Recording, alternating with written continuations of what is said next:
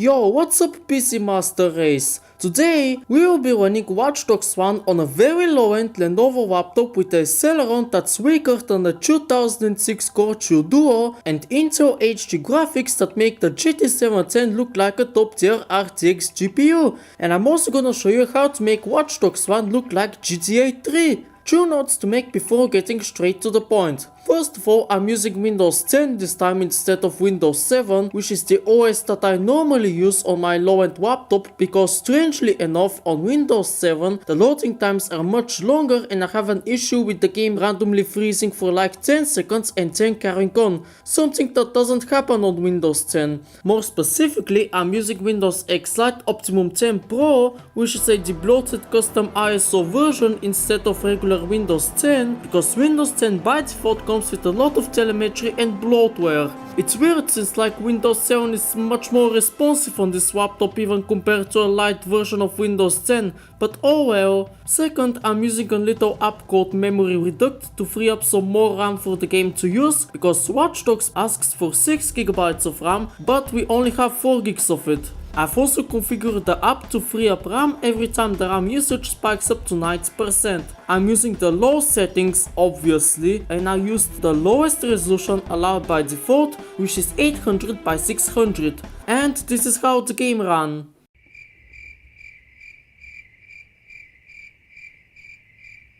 Hey yo, what the fuck? Yeah, I know 7 FPS isn't very nice, but don't worry, we're gonna make even this 2014 open world Ubisoft AAA title run nicely, or at least try to make it run nicely, so follow me. Before doing any tweaks, I recommend going to where the config file is located, so go to Documents, My Games, Watch Dogs, this is where the config file of Watch Dogs is located. You should make a backup of the gamerprofile.xml file, which is the config file, in case you want to revert the tweaks that I'm going to show you. Now we can proceed. There is a config tool for Watch Dogs 1, which allows you to change all the settings of the game, including the hidden ones, and it's available in Nexus mods for download, although I will share the link down in the video description still. I'm going to extract the tool where I installed Watch Dogs, but you can extract it wherever you want. When you first open the tool, you will get this message, don't worry about it. In the tool, we're gonna go to graphics. Here, we're going to lower or disable everything that we can.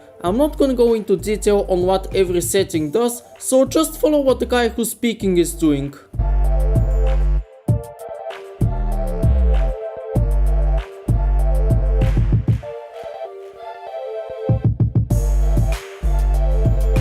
We can also lower the resolution to 640 by 480. Finally, we need to make a new preset, name it whatever you want, then click on Save Changes and you're done. After messing around with the config tool, the graphics are now, well, basically the same as before, excluding the 640 by 480 resolution. And guess what is also basically the same as before? The performance. Actually, it does feel a little bit smoother than before in my opinion, but yeah, we're still getting single-digit FPS. Also, the utilization of the Intel HD graphics is now lower, but the usage of the Celeron is the same, indicating that the CPU is ironically bottlenecking its own integrated graphics. Now, the config tool tweak is probably enough for most people. Back in 2023, I made a video testing Watch Dogs 1 on the much faster Intel HD graphics 630 of the Core i7 of my Lenovo Wi-Fi 20 gaming laptop back when it only had 8GB of single channel RAM,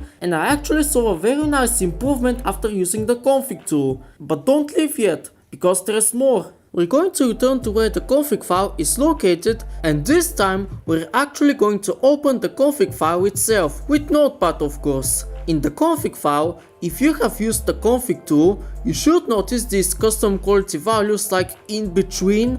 Among these in between values is the shadow quality one, which if you change to off, well, guess what? You can disable the shadows. But that's not all. you can use an even lower resolution than 640 by 480 if you modify the resolution values. Make sure you change both the bottom and top ones. Although my recommendation is to just stick to 640 by 480 because the text becomes hard to read or completely unreadable in these insanely low resolutions. Although you could use the 512 by 384 resolution if you're that desperate, which I'm going to use just to show you people that it works. And with the shadows disabled and the beautiful 512 by 384 resolution, the game now looks like GTA 4 on the lowest settings. Okay, maybe even worse than that. And guess what?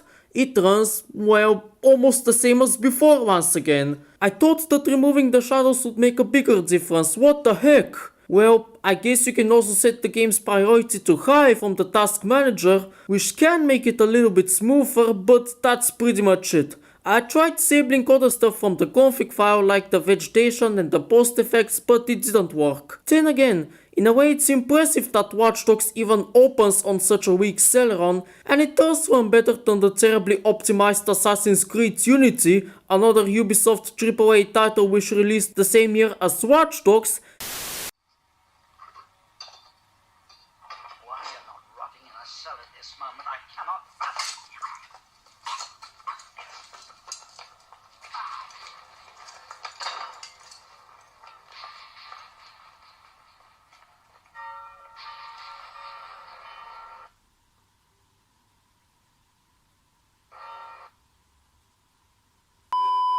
And to be honest, the game isn't completely unplayable still, at least in my opinion. Yes, it's a slideshow, but at least it's a manageable slideshow, if you know what I'm saying. There isn't a lot of input latency, and the game speed is mostly okay thanks to the frame skipping. Aiming at enemies is a little bit more difficult since the mouse sensitivity is kinda messed up at these FPS, but all in all, it could be worse. So I guess that's it for the video. I hope this video helped you run Watch Dogs on your low-end PC. If that's the case, feel free to like this video and subscribe to my channel. You can also check out the featured video on the top right of your screen, which I think is also quite interesting. And I wish you all happy holidays.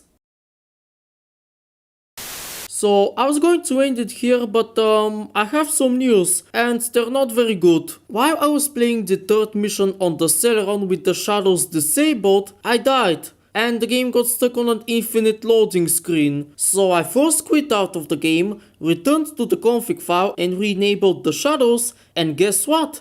That fixes the infinite loading screen issue when you die. So ultimately, unless you're a big brain demigod who almost never dies in video games, you might want to keep the shadows enabled. Then again, there is almost no performance difference whatsoever between playing with the shadows on or off, as we saw earlier, at least on my Celeron laptop. By the way, I mentioned Assassin's Creed Unity and called it terribly optimized just a while ago. Oh no! Some dude with 128 gigs of RAM must be suffocating from cringe right now. I better end this video fast before I suffocate him. Thank you for watching and happy holidays.